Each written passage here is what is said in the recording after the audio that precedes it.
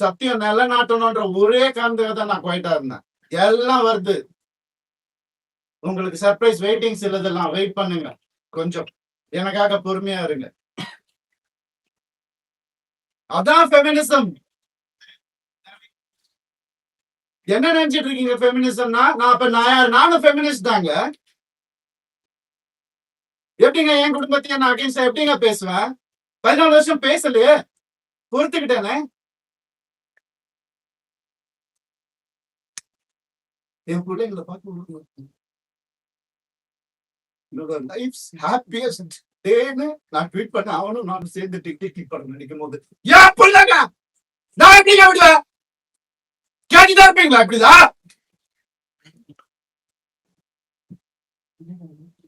50 லட்சம் ரூபா தெரியுமா? 2 பேர் ஸ்கூல் ஃபீஸ். எத்தனை வருஷம் நான் கட்டி பார்த்துட்டு இருக்கேன். அவங்களுக்கு நல்ல லைஃப் கிடைக்கணும்னு. குழந்தைங்க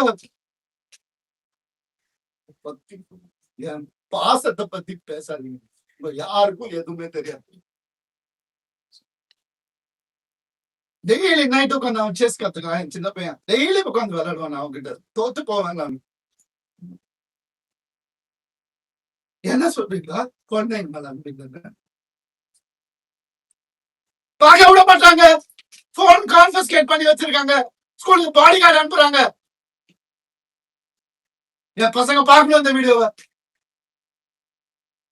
தெரிஞ்சுதானே ஓடி வந்தேன் நான். அந்த லைஃப் பிடிக்கலன்னு இத்தனை நாள் இருந்தால அப்பெல்லாம் தெரியலையா? அப்பெல்லாம் பாத்துக்கல. எவ்வளவு கோடியில வீடியோ என்ன கேளுங்க போய் வெளியில. ஈஸியாரே சொல்லும். யாருக்காக? எல்லாம் அவங்களுக்காக தான் நான் பண்ண.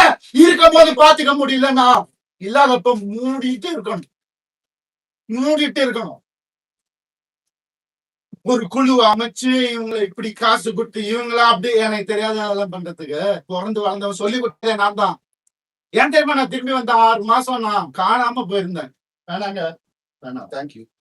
இது ஃபெமினிசம். என்கிட்ட கேக்குறாங்க எப்படி அவன் வரான் பார்த்தலாம் ஷூட்டிங் ப்ரொடியூசர் ஆகினதே நான். என்கிட்ட கேக்குறாங்க யாராவது பாத்துக்கீங்களா? குடும்பமா ஒரு எக்ஸ் குடும்பம் வந்து இன்டர்வியூல வர்றது யாரா பாத்துக்கீங்களா? எனக்கே தெரியாது. சர்ப்ரைஸ் தான். வந்து என் மாப்பிள்ள ஏன் இது ஏன் அது எதுக்கு?